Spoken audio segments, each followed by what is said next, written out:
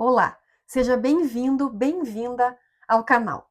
Muita gente me pergunta de onde vêm as ideias que eu tiro para escrever os livros didáticos que eu escrevo, para ensinar os meus alunos, enfim, de onde vêm todas essas estratégias de ensino.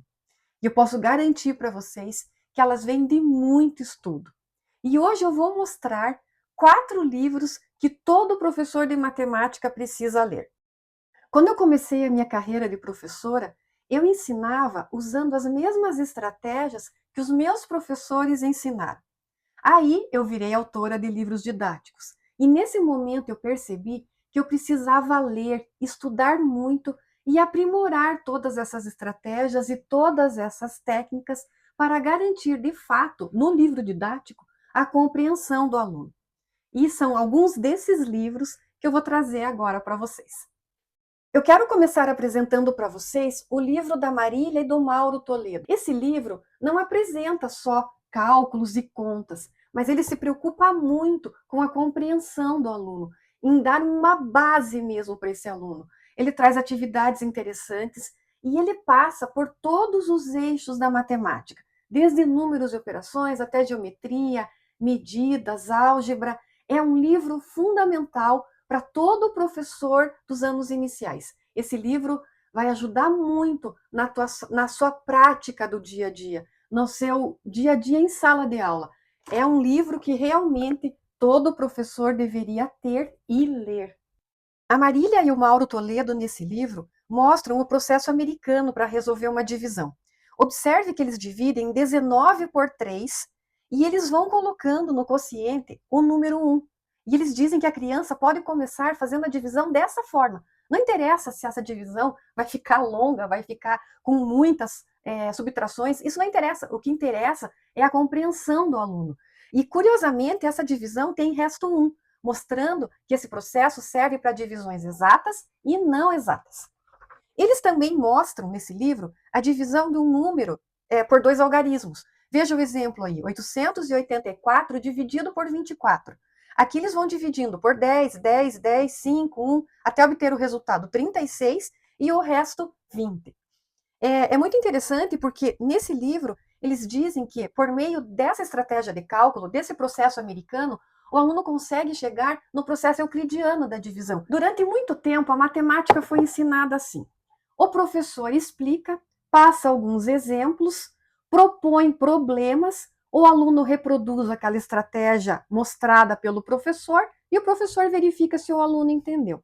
Mas então, a Kátia Smolly e a Maria Inês Diniz propõem uma inversão nesse processo. O problema passa a ser o ponto de partida. E é a partir desse problema que o aluno observa, testa diferentes estratégias, levanta hipóteses, realiza investigações, conversa com os colegas e constrói conhecimento. Outra ideia muito interessante nesse livro, que é a minha preferida, é que o aluno não é só um resolvedor de problemas, ele também passa a ser um escritor. Ele escreve seus próprios problemas. E isso, gente, é muito rico. Pense em todos os conhecimentos que o aluno precisa reorganizar para conseguir escrever um problema. Mas não é do nada. Não pense que o professor chega lá num belo dia e resolve pedir que o aluno escreva um problema. Há todo um processo por trás disso.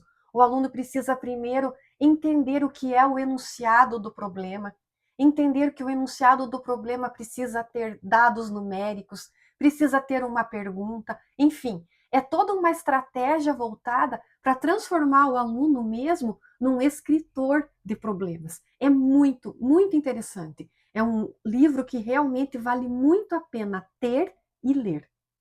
Outro livro que mudou muito a minha prática como professora e como autora de material didático é o livro do João Pedro da Ponte, Investigações Matemáticas em Sala de Aula. Esse livro é muito importante, porque ele mudou mesmo a forma como eu enxergo o papel do professor e do aluno em sala de aula.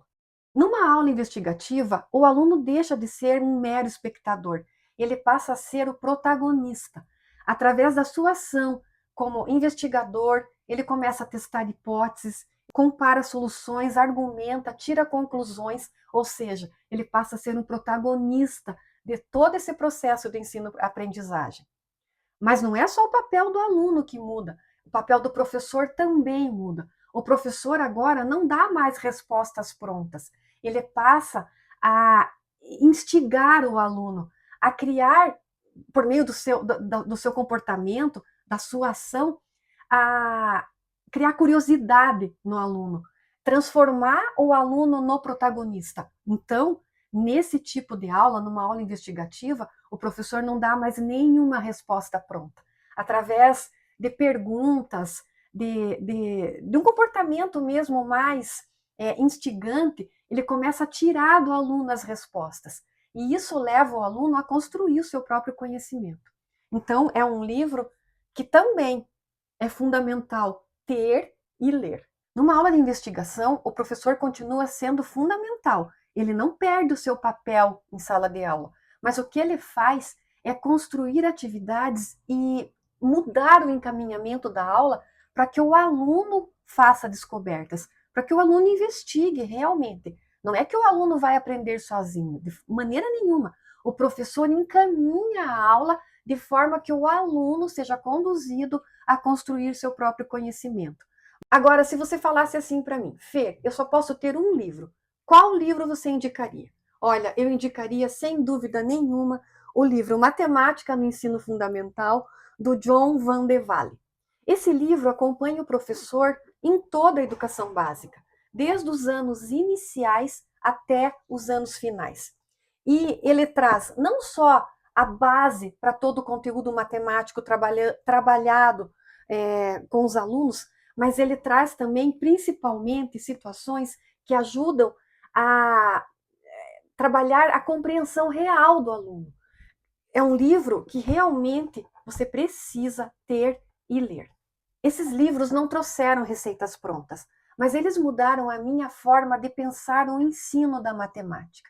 E quando a gente muda a forma de pensar o ensino da matemática, consequentemente a forma de ensinar também muda. Se você está começando agora ou quer aprofundar os seus estudos, eu sugiro que você tenha um desses livros na sua estante. Mas eu vou reforçar aqui: só ter não resolve. Você precisa ler. Eu tenho certeza que eles vão ajudar muito na sua prática do dia a dia em sala de aula. Se você gostou desse vídeo, deixe seu like e se inscreva no canal. Mas eu quero saber, qual foi o livro que mais marcou a sua prática como professor? Me conta, vamos conversar.